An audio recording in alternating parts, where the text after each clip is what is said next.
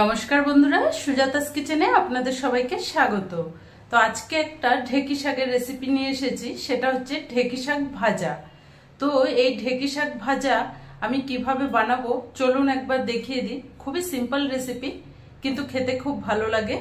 ঢেকি শাক ভাজা করে দেখাবো।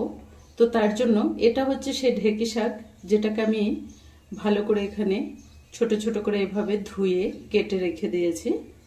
তো চলুন রান্নাটা শুরু করছি। তো প্রথমে সর্ষের তেল দিয়েছি কড়াইয়ে, তেলটা গরম হয়ে গেছে। এবার এতে অল্প করে ফোড়ন দিচ্ছি কালো জিরে। এখানে আছে 1 চামচের মতো রসুন থেতো করা, দিয়ে দিলাম। একটা শুকনো লঙ্কাকে চিড়ে দিলাম। এখানে আছে দুটো ছোট ছোট সাইজের পেঁয়াজকে একদম ছোট ছোট ডুম ডুম করে কেটে রেখে দিয়েছি। এবার এই পেঁয়াজটা দেব।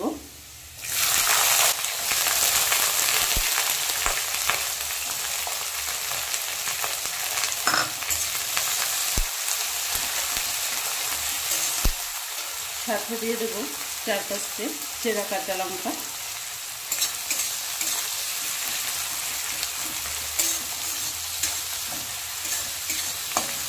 পেঁয়াজটা একটু হালকা ব্রাউন কালার করে ভেজে নেব।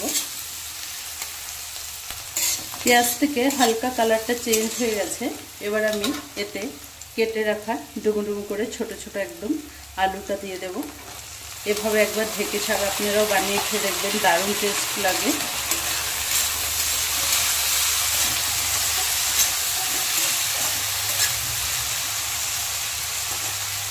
এতে দিয়ে দেব অল্প করে নুন আর অল্প হলুদ গুঁড়ো।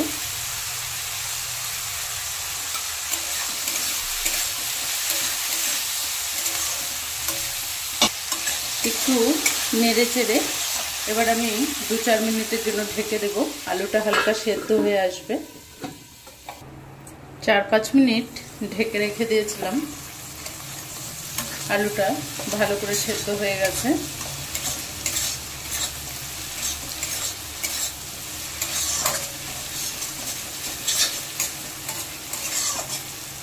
এবার এতে শাকগুলো দিয়ে দেব।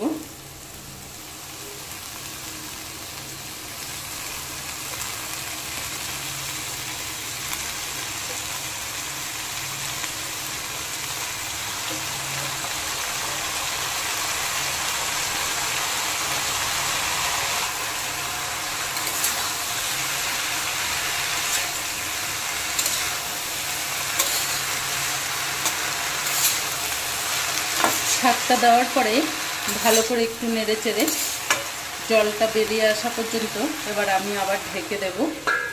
জলটা বেরিয়েও আসবে, শাকটা সেদ্ধ হয়ে যাবে। শাকটা দিয়ে 3-4 মিনিট ঢেকে রেখে দিয়েছিলাম। তো শাকের থেকে এরকমই জলটা হালকা হালকা বেরিয়ে গেছে। তো এভাবেই নাড়তে নাড়তে ভালো করে শাকটা সেদ্ধ হয়ে যাওয়া পর্যন্ত ঢেকে ঢেকে এভাবেই 2-3 বার করে নেড়ে দেব।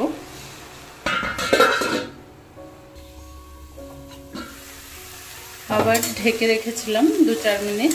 এভাবেই ঢেকে রেখে বারবার করে 2-4 মিনিট করে পরপর নাড়লেই শাকটা হয়ে যাবে।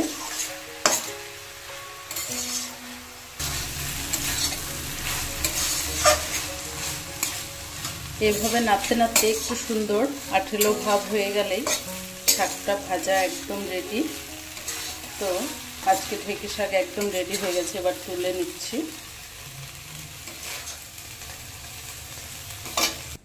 আজকে ঢেকি শাক ভাজাটা আপনাদের কেমন লাগলো কমেন্ট করে জানাবেন। ভালো লাগলে আমার চ্যানেলটাকে লাইক, শেয়ার এন্ড সাবস্ক্রাইব করে দেবেন। ধন্যবাদ।